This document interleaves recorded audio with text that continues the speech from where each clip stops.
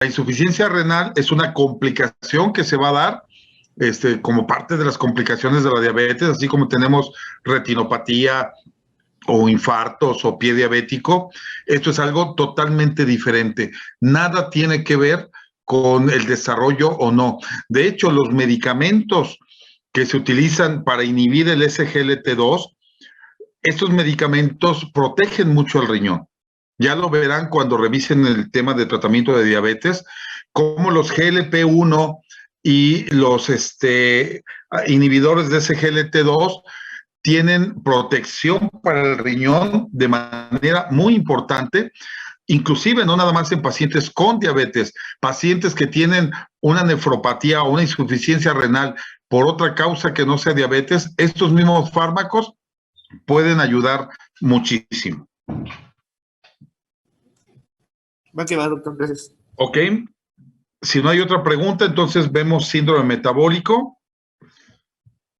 Les comentaba yo que la fisiopatología es prácticamente la misma, solamente vamos a dar algunas diferencias puntuales, ya no me voy a entretener tanto.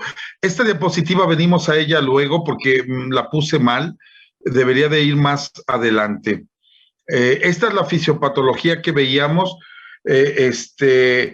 Aquí solamente dos situaciones, que estos ácidos grasos libres que libera el tejido adiposo y los fenómenos inflamatorios como interleucinas y factores de necrosis tumoral alfa tienen mucho que ver con la disfunción del endotelio. Pueden generar hipertensión y también que este endotelio, que es la capa más interna de los vasos sanguíneos, funcione mal y esto esclerosis, pero eso lo vamos a ver un poquito más adelante. Es más, creo que me equivoqué de plática, déjenme checar. Sí, parece. Es que ya no sé cuál era la de ustedes. Sí, esta es la que vamos a ver. Va más en orden. Bueno, algo rápido, es una pandemia, tenemos una gran cantidad de síndrome metabólico. Para que ustedes se den una idea, se habla de que en México, arriba de los 20 años de edad, el 70% de la población tiene síndrome metabólico. Son varios factores de riesgo metabólico en un mismo paciente. Esto es algo de historia, no me voy a entretener mucho, no vienen preguntas de esto en el examen, pero vean ustedes desde cuándo, 1928, en España, el doctor Marañón ya citaba esa asociación de esos factores de riesgo para desarrollar infartos y todo ese tipo de situaciones, pero no quiero entretenerme en cuestiones históricas. Solamente comentarles que al que se le denomina padre del síndrome metabólico, el doctor Riven en el 1988 lo presentó, vino también mucho a México a dar varias conferencias. He tenido la fortuna de conocer al doctor Riven, al doctor De Fronzo, al doctor Ferranini, cuando han venido a México, cuando me ha tocado ir a Estados Unidos, y es gente que realmente tiene una gran claridad para expresar sus conocimientos, se aprende mucho de ellos. En 1988 el doctor Riven publicó un artículo en donde lo denominaba síndrome X, no síndrome metabólico, este fue el nombre original. También lo llamó síndrome de resistencia a la insulina, y algo importante es que incluía hiperuricemia también en su diagnóstico. Ya después el doctor Riven, antes de retirarse, porque actualmente ya está retirado, duda de la existencia de síndrome metabólico. Hay quien dice que se enojó porque no le pusieron síndrome de Riven, pero bueno, es una persona que nos dejó muchos conocimientos, y básicamente lo que yo quiero que ustedes entiendan de lo que es síndrome metabólico es esto. el riesgo de desarrollar complicaciones. Hacer diagnóstico de síndrome metabólico sirve para dos cosas únicamente. No es para lo que están pensando. Una es riesgo de desarrollar diabetes y la otra es riesgo de complicaciones cardiovasculares aterosclerosas. Para ser más claro en esto, cualquiera de ustedes que me conteste, ¿han calculado su riesgo metabólico, su riesgo cardiometabólico? ¿Alguien de ustedes sabe qué riesgo tiene de morir?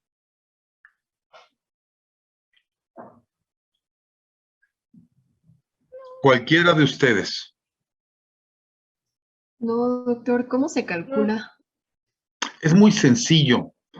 Tienen el 100% de riesgo de morir, porque ninguno de ustedes creo que va a ser inmortal, ¿verdad? Entonces, esto se los digo y ahorita les voy a explicar cómo se calcula.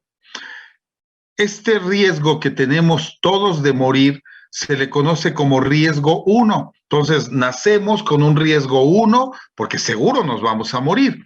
La pregunta tiene un poquito de trampa, la hice así precisamente para que no lo supieran. Cuando hablamos de riesgo, tenemos que decir riesgo de morir ¿de qué? ¿Verdad? Porque pues me pueden atropellar o viviendo aquí en Celaya la delincuencia me puede agarrar, ¿verdad? Y el riesgo aquí es más alto. Aquí cuando hablamos de riesgo, es riesgo de morir de un problema cardiovascular ateromatoso. Entonces, eso ya cambia, excluye todas las otras causas de muerte. Eso sí lo puedo calcular. Yo no puedo calcular a quién puedan atropellar y a quién no. Entonces, estamos hablando de riesgo cardiometabólico. Y número 2, tengo que dar un tiempo. Yo puedo establecer un riesgo a 10 años, un riesgo total o un riesgo a 2 años. Si yo tengo un paciente, por ejemplo, que ya lleva 2 o 3 infartos, a él le puedo calcular un riesgo a 10 años. Entonces, hay múltiples calculadoras de riesgo. La que más se adapta, respondiendo un poquito a tu pregunta, al paciente mexicano, es una calculadora de riesgo que se llama GloboRisk, pero hay muchas, la más utilizada es la de Framingham, pero últimamente como que ha caído un poco en desuso. Acaba de salir la semana pasada, se publicó un artículo y así la pueden buscar como tal, la calculadora de riesgo de la OMS. Tiene muchos asegúnes porque se puede hacer incluso sin laboratorio. Para mí, las mejores son las que utilizan laboratorio porque tienen y esa se puede descargar en el celular, en la tablet, donde ustedes quieran, para meter los datos del paciente y me calcula el riesgo. Y eso fue hace como 10 días fue presentada esta calculadora de riesgo, no la semana pasada, como 10 días tiene que se presentó, hubo una conferencia y se presentó esta calculadora de riesgo. Entonces hay muchas, se pueden encontrar muchas calculadoras. Ahorita les voy a decir cómo se utilizan. Aquí lo que yo quiero es que por nacer tenemos riesgo 1, pero si yo tengo hipertensión arterial, me incrementa 1.5 veces el riesgo de morir por un problema cardiovascular. Si yo tengo dislipidemia, tengo problemas con el colesterol, vean ustedes, incrementa más 2.3 veces el riesgo. Pero vean ustedes la diferencia de tener hipertensión a tener un problema combinado. Si yo combino hipertensión y dislipidemia, vean todo lo que aumenta el riesgo, 3.5 veces, y es un riesgo muy alto. Si el paciente tiene no diabetes, intolerancia a la glucosa, aumenta 1.8 veces el riesgo. Y vean ustedes la combinación, diabetes e hipertensión 2.8 veces, diabetes y dislipidemia 4 veces, pero si tengo todo, vean cómo aumenta el riesgo 6.2 veces. Entonces, vean cómo el síndrome metabólico, que es la asociación de factores de riesgo para un problema cardiovascular, existe e incrementa muchísimo el riesgo de tener infarto o muerte por un problema cardiovascular. Esto es lo que debemos de entender de lo que es síndrome metabólico. Y pues obviamente ya describimos lo que es la resistencia a la insulina, que es el origen del problema, no lo vamos a repetir ya. Esta hiperinsulinemia la voy a encontrar en pacientes que tengan o no tengan diabetes, pero sí generalmente obesidad. Y el corte es tener 31 de insulina en ayunas o de péptido C. En individuos, esto es en pacientes que pueden no tener obesidad.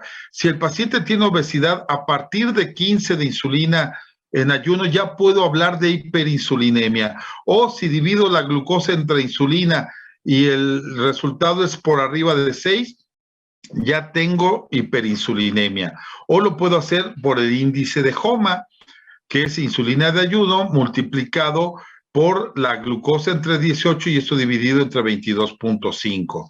Entonces hay varias formas de calcular hiperinsulinemia, pero yo creo que la clínica es lo más conveniente. Y hay muchos índices para estudiar a los pacientes. Y aquí me voy a regresar a la primera,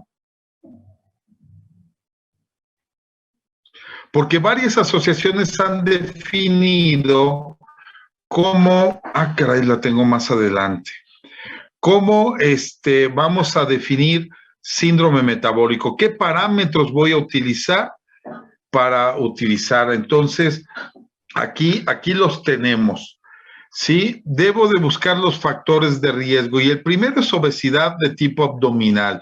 Cuando en hombres está por arriba de 90, y eso ya está adecuado para la población mexicana. Aunque la Asociación Latinoamericana dice que hasta 94, realmente en México lo consideramos a partir de 90 en hombres y a partir de 80 en mujeres. Ese perímetro abdominal, cuando pasa de esto, ya estamos hablando de una obesidad central. Cuando la presión arterial está en 130/85 o más, cuando la glucosa en ayunas está por arriba del valor normal de 100, cuando tengo triglicéridos por arriba de 150 y cuando tengo un colesterol HDL o lo que conocemos como colesterol bueno por abajo de 40. Todos estos parámetros yo los voy a tomar en consideración para establecer un diagnóstico de síndrome metabólico. O bien, cuando ya tengo algunos diagnósticos como tengo una enfermedad cardiovascular bien establecida, aunque aquí yo les digo, aquí ya es tarde, yo debo de tratar de hacer el diagnóstico antes de que el paciente ya tenga una enfermedad cardiovascular, porque ese diagnóstico temprano me va a decir el riesgo de enfermedad cardiovascular y qué tratamiento debo de utilizar para que el paciente no llegue a presentar un problema cardiovascular. Lo mismo riesgo de diabetes. Entonces, en un paciente hipertenso estoy obligado a saber si tiene síndrome metabólico, las mujeres con síndrome de ovario poliquístico, ¿sí? O los hombres con síndrome de ovario poliquístico. Y esto les puede sonar un poquito raro, pero ahora con la identidad de género que ya tenemos, una mujer puede decir, yo soy hombre, y legalmente es hombre. Entonces ya podemos tener hombres con ovarios y mujeres con próstata. Entonces, este síndrome de ovarios poliquísticos ya lo podemos ver en hombres, porque legalmente esa mujer ya es un hombre, porque así es su identidad y la ley lo protege. El hígado graso no alcohólico, ciertos tipos de cáncer y la apnea obstructiva del sueño. Todas estas entidades me deben de hacer buscar en este tipo de pacientes un síndrome metabólico. Y me voy a brincar a donde tengo ya la gráfica de todas. Aquí tenemos las principales. El ATP, que es el tercer panel de tratamiento de aterosclerosis de los Estados Unidos, que es una institución muy importante que dicta las normas de cómo se debe de manejar la dislipidemia. La Organización Mundial de la Salud, la Asociación Americana de Endocrinólogos Clínicos y la Federación Internacional de Diabetes son 4 parámetros que nos han dicho cómo establecer el diagnóstico de síndrome metabólico. Y vean ustedes cómo todas nos dicen triglicéridos por arriba de 150 es un criterio. El HDL menor de 40 en hombres y 50 en mujeres es un criterio. La presión arterial 130/85 es otro criterio. Resistencia a la insulina por el índice de HOMA o todas estas fórmulas que vimos, solamente lo contempla la Organización Mundial de la Salud. Glucosa por arriba de 100, todas menos la Organización Mundial de la Salud. Glucosa por arriba de 140, 2 horas después de una carga, lo contempla solamente la Asociación Americana de Endocrinólogos Clínicos. La obesidad abdominal, el ATP3 y la Federación Internacional de Diabetes. El índice de masa corporal elevado, esto es 30 de índice de masa corporal, la OMS y la Asociación Americana de Endocrinólogos Clínicos, y microalbuminuria solamente la OMS. Entonces, vean ustedes en esta, con 3 factores de riesgo, de estos ya tengo el diagnóstico, aquí con más de 2. Aquí este criterio clínico lo dejan con 2 o 3, y aquí la Federación Internacional dice con obesidad abdominal ya sería muy raro que el paciente no tenga síndrome metabólico. Entonces pueden ser variables, ustedes pueden consultar ya las diferentes tablas, pero a lo que voy es que estos son los principales parámetros que vamos a tener. Cuando yo tengo dislipidemia, obesidad central, presión alta, pues es obvio que el paciente tiene síndrome metabólico, y ya si el paciente tiene datos de diabetes, pues ya llegué tarde, ya la fiesta se está acabando, ya partieron el pastel y ya bailaron el vals. La idea de esto es llegar cuando tenga pocos factores de riesgo y estar dando seguimiento a los pacientes. Por ejemplo, la Asociación Canadiense, que no viene ilustrada aquí, pero ella con 2 factores hace el diagnóstico de síndrome metabólico: obesidad central y triglicéridos elevados. Y tienen mucha razón, porque con obesidad central y triglicéridos elevados estamos hablando ya del proceso inflamatorio y de resistencia a la insulina. Ya nada más es cuestión de tiempo para que esos ácidos grasos libres infiltren los demás tejidos y se desarrolle ya un síndrome metabólico florido con complicaciones o diabetes en los pacientes. Entonces hay que actuar lo más tempranamente posible. Bien. El orden de importancia, como yo les decía, desde que tenemos pacientes con un perímetro abdominal abultado, triglicéridos altos, ya tenemos que estar actuando, dando asesoría para que no desarrolle los demás parámetros y no venga la complicación que es una enfermedad cardiovascular o una diabetes mellitus.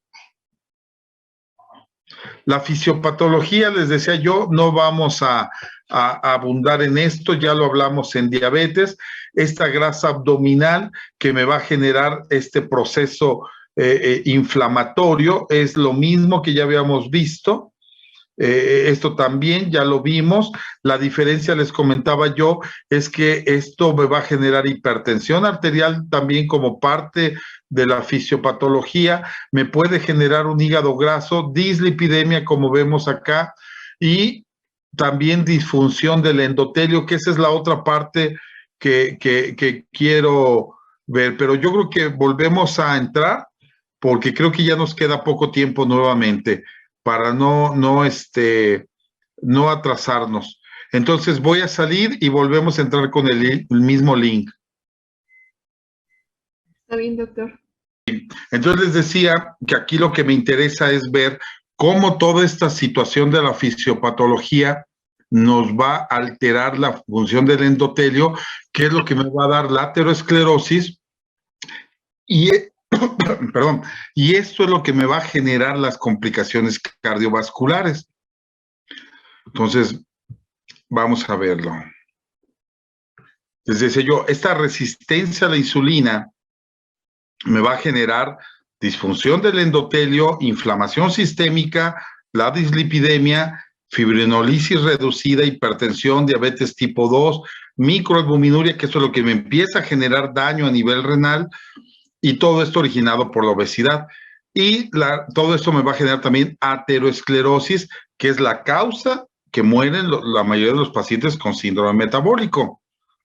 Y bueno, aquí quiero hacer algo importante. Aquí tenemos la disfunción del endotelio. Normalmente el endotelio debe de estar unido, debe de ser impermeable o semi-impermeable a todas estas sustancias. Cuando yo tengo disfunción del endotelio, estoy hablando de que ese endotelio ya no tiene esta continuidad. Estas son moléculas de LDL. Esta es la lipoproteína de baja densidad o lo que conocemos como colesterol malo. Aquí este colesterol va a estar circulando y como son moléculas pequeñas y densas, así pasa cuando hay resistencia a la insulina, el hígado produce moléculas más pequeñas y más densas y esto les facilita el paso por esta disfunción del endotelio y al ser densas se van a oxidar con más facilidad. Al oxidarse van a inducir un proceso inflamatorio, la sangre pasa por acá, por aquí está corriendo la sangre, esto ya es dentro de la arteria, entonces voy a tener este fenómeno de oxidación de las LDL, un proceso inflamatorio que va a inducir moléculas que se llaman de adhesión y quimiotaxis. Tenemos estos monocitos que van a unirse a este endotelio y van a estar rodando aquí.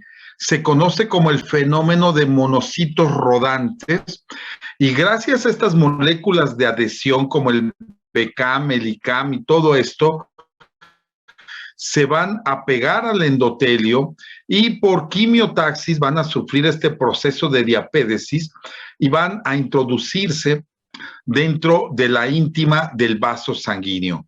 Entonces, aquí este se va a convertir en macrófago, este monocito se convierte en macrófago y fagocita estas células oxidadas. Entonces, al fagocitarlas, pues este macrófago se va a ver así, lleno de grasa, y ya no puede hacer este mismo fenómeno de diapédesis, ya no cabe por aquí. Entonces se va a convertir en una célula espumosa. ¿Se acuerdan yo que le hablaba de un fenómeno inmunológico cuando hablábamos de fisiopatología de diabetes, en donde esta inmunidad, estos factores de defensa que tienen que ver con la disfunción de la célula beta, también intervienen aquí, en que esto tenga una aterosclerosis acelerada. Entonces se van a formar aquí muchas células espumosas llenas de grasa que ya no pueden salir del endotelio, se van acumulando y van formando algo que se llama una matriz lipídica. Entonces, esta matriz lipídica va a tener una cápsula y van a migrar estas células de músculo liso que están en la misma arteria, pero en una capa más profunda, van a migrar estas células y van a rodear y van a formar aquí una cápsula. Entonces, esta cápsula le va a dar estabilidad a esa matriz lipídica, ¿sí? Y también algo que pasa es que cuando yo tengo un HDL bajo, va a inhibir más oxidación aquí y cuando yo tengo HDL alto, por eso se le llama colesterol bueno, va a promover que esta grasa salga, se libere, ese HDL toma al LDL, lo encapsula, se lo lleva al hígado para que el hígado lo elimine por la vía biliar. Pero cuando tengo bajos niveles de HDL, esta matriz de grasa se vuelve muy abundante, empieza a crecer cada vez más y empieza a crecer esta placa de colesterol. Esto empieza desde edades muy tempranas. Se hizo un estudio en la Ciudad de México en donde a todas las personas que morían por algún accidente de tránsito, alguna cosa así, que iban a parar a la morgue, se les revisaba las coronarias y se vieron que desde etapas muy tempranas, como desde los 15 a 20 años, sobre todo cuando había obesidad, ya tenían placas de ateroma. Entonces, esto no empieza a los 40 años, esto empieza desde muy temprano. Y como dijeron en alguna vez allá en la clínica de Joslin, estábamos en un congreso y dijeron, la realidad es que la mitad de los que estamos en este congreso ya tenemos la placa de ateroma que un día nos va a matar. Yo les diría a ustedes igual, la mitad del grupo seguramente ya tiene la placa de ateroma que algún día los va a matar. ¿De qué depende? De los niveles de LDL que tengan, de los niveles de HDL que tengan y de los demás factores de comorbilidades, si tienen diabetes, si tienen hipertensión, si tienen obesidad, si son sedentarios, del tipo de alimentación y del tratamiento que se les dé a las patologías. De todo eso va a depender para que esta placa de ateroma crezca o se mantenga estable. Yo les voy a decir como dijo un maestro que yo tuve de cardiología en la universidad, cuando nos explicaba este tema, él decía, yo no le pido a Dios que no me dé placa de ateroma, sería mucho pedir. Él dijo, yo con que me la dé estable y no se rompa, con eso le voy a agradecido, porque esta placa de ateroma va a ir creciendo y si se rompe, entonces van a fugar todos estos elementos que están aquí adentro, van a fugar a la luz y se va a formar un coágulo aquí por acción de la fibrina y este coágulo va a obstruir este vaso sanguíneo. Y si este vaso sanguíneo es una coronaria, me va a provocar un infarto porque no le va a llegar oxígeno al músculo que está irrigando. Entonces me va a generar un infarto. Entonces yo necesito que esta placa se rompa para que se produzca ese coágulo y se obstruya la luz y me provoque un infarto. Por eso el maestro decía, con que me dé una placa estable y no se rompa, voy a vivirle eternamente agradecido. Y bueno, hay que agradecerle a Dios por muchas cosas, pero esto ya lo podemos hacer nosotros también, porque un tratamiento con estatinas de manera adecuada me le va a dar estabilidad a esta placa de ateroma. Entonces, habrá que pedir a Dios, pero también habrá que dar los tratamientos adecuados que me den estabilidad.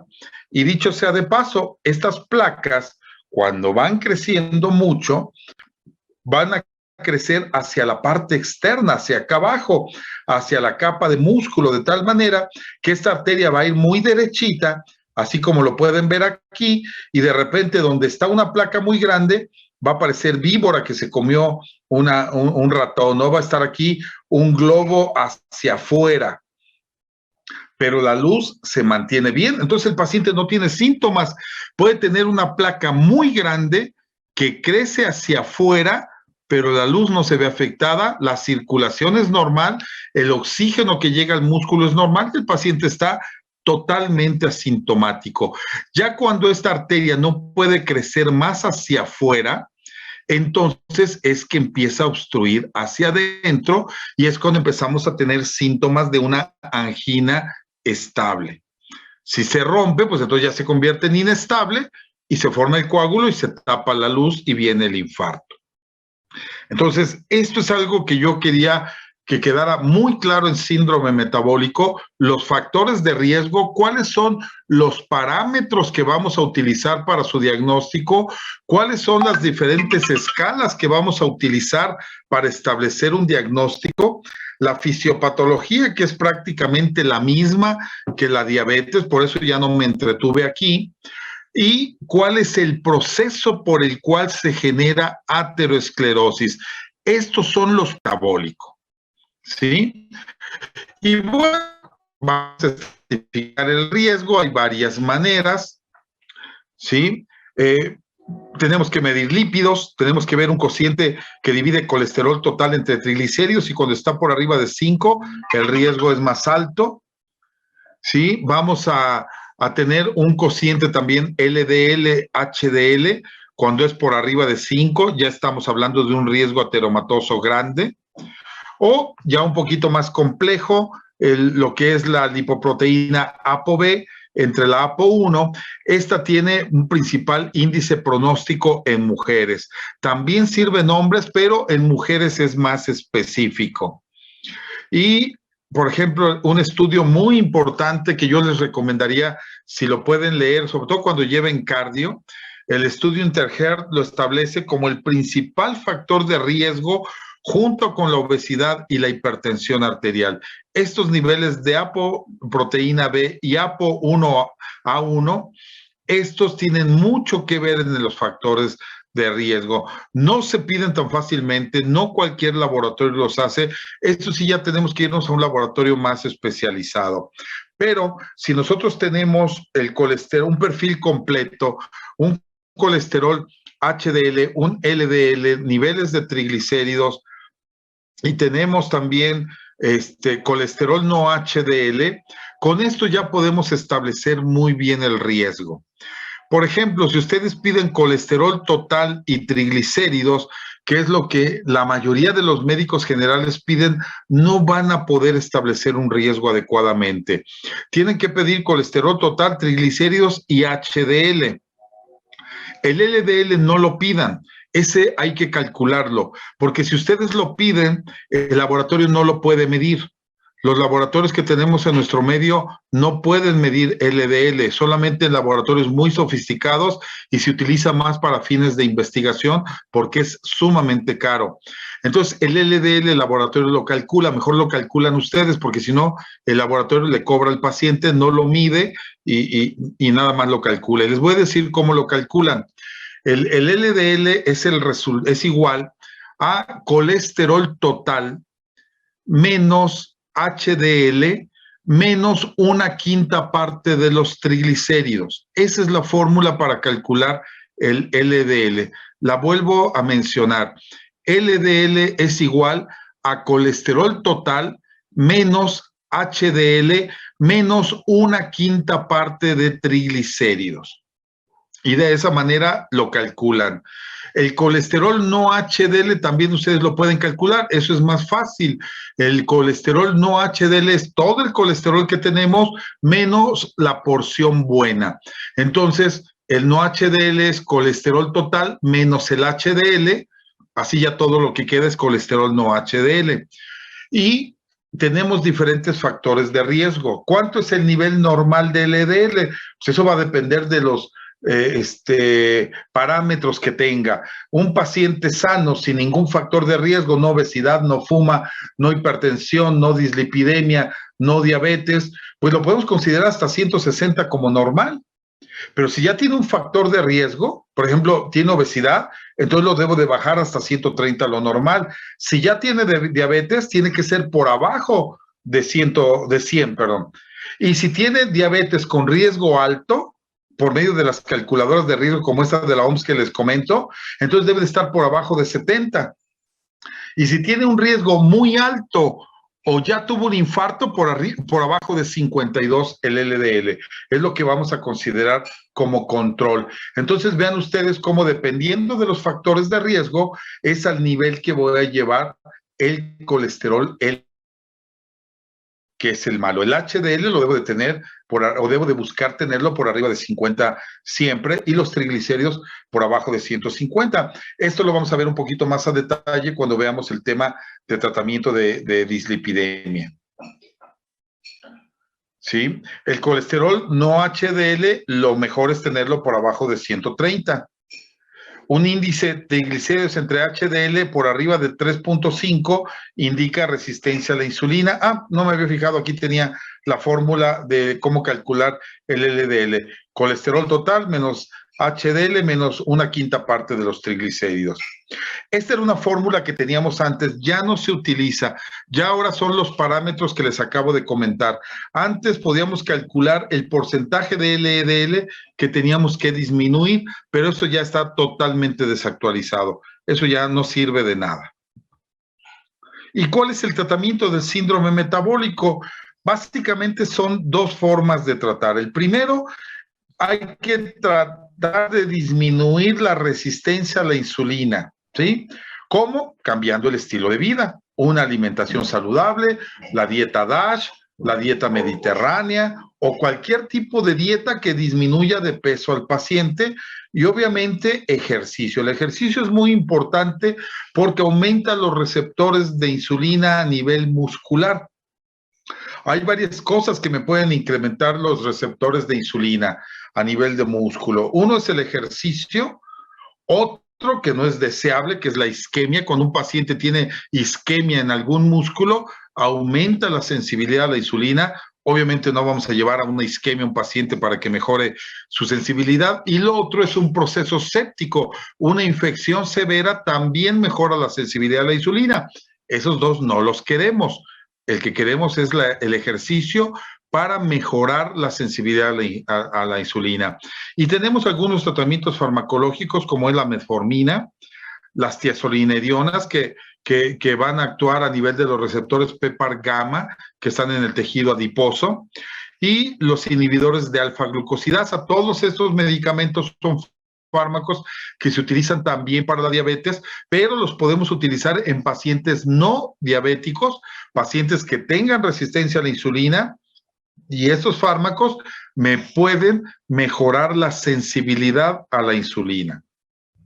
La metformina lo hace un 85% a nivel de hígado y un 15% a nivel de músculo. Las tiazolidionas al revés, un 15% en hígado y un 85% en músculo. Los inhibidores de alfa-glucosidasa lo que provocan es indigestión.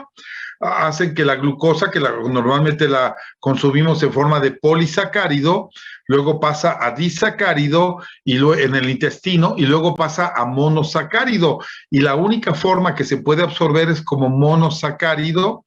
Entonces, lo que hacen la alfa-glucosidasa es la enzima que degrada estos carbohidratos. Entonces, si damos un inhibidor de esta enzima, entonces no se va a llevar a cabo en manera oportuna esta digestión de carbohidratos. Vamos a seguir teniendo polisacáridos que no se absorben y por lo tanto no llega esa glucosa al intestino. Ya más adelante hay otras enzimas que sí lo pueden degradar, pero lo hacen de una manera más lenta. Entonces, podríamos decir que lo inhiben y lo retrasan la absorción de glucosa por el intestino. Y bueno, la segunda parte del tratamiento, la intolerancia a los carbohidratos, pues es tratar las alteraciones bioquímicas que tengamos. Si tengo intolerancia a glucosa o diabetes, pues debo de dar el tratamiento para diabetes. Si tengo problemas con colesterol, pues que es una dislipidemia, pues tengo que dar tratamiento para la dislipidemia. Si tengo hipertensión, pues tengo que tratar la hipertensión, y así con cada uno de los estados que presente el paciente, ya es un tratamiento específico para lo que tenga, no como global para síndrome metabólico. Global para síndrome metabólico que vamos a utilizar.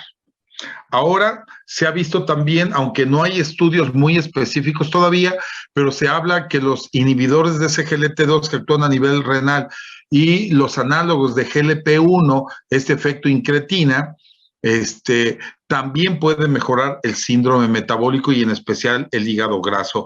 Pero lo que pasa es que ambos disminuyen de peso, entonces no es que sea un medicamento específico para síndrome metabólico, sino lo hacen porque cambia la alimentación, el paciente baja de peso y mejora el síndrome metabólico, mejora la diabetes, mejora todo, la dislipidemia. Y obviamente las metas ya las repasamos anteriormente. Eso es lo que debo de buscar. Y las metas van a ser más estrictas conforme mayor riesgo tengo en el paciente. Tengo un paciente de alto riesgo, tengo que ser más intensivo, tengo que utilizar más medicamentos y a mayor dosis para llegar a metas más estrictas. Y bien, hasta aquí con lo que corresponde a síndrome metabólico. ¿Hay alguna duda al respecto de síndrome metabólico? Sí, doctor, en un paciente que tiene resistencia a la insulina e hígado graso, ¿el tratamiento farmacológico es de por vida o es temporal? Si hay una mejoría. Es temporal siempre y cuando hay una mejoría. El objetivo básicamente es que pierda el 10% de peso o que pierde el 10% de grasa visceral, que también ya hay formas de medirlo mediante resonancia magnética. Entonces, el tratamiento es temporal. En cuanto al ejercicio y la dieta, pues se supone que eso debe ser de por vida, si no el paciente va a regresar a lo mismo, ¿verdad? Por ejemplo, en el caso de hígado graso, la metformina no ha demostrado ningún beneficio. Y eso que actúa básicamente en el hígado. Y la metformina no ha demostrado beneficios. Sí, las tiazolinedionas, especialmente la pioglitazona, ha demostrado beneficio, un poco la vitamina E, y se habla de que los inhibidores de SGLT2 y los análogos de GLP-1 también lo mejoran, pero como te decía, es bastante baja de peso el paciente. Ok, muchas gracias, doctor. Por nada. ¿Alguna otra pregunta de síndrome metabólico?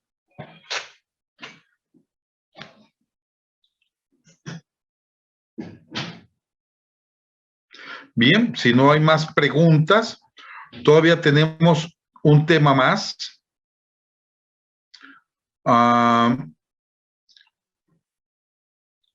Vamos a verlo también rápido.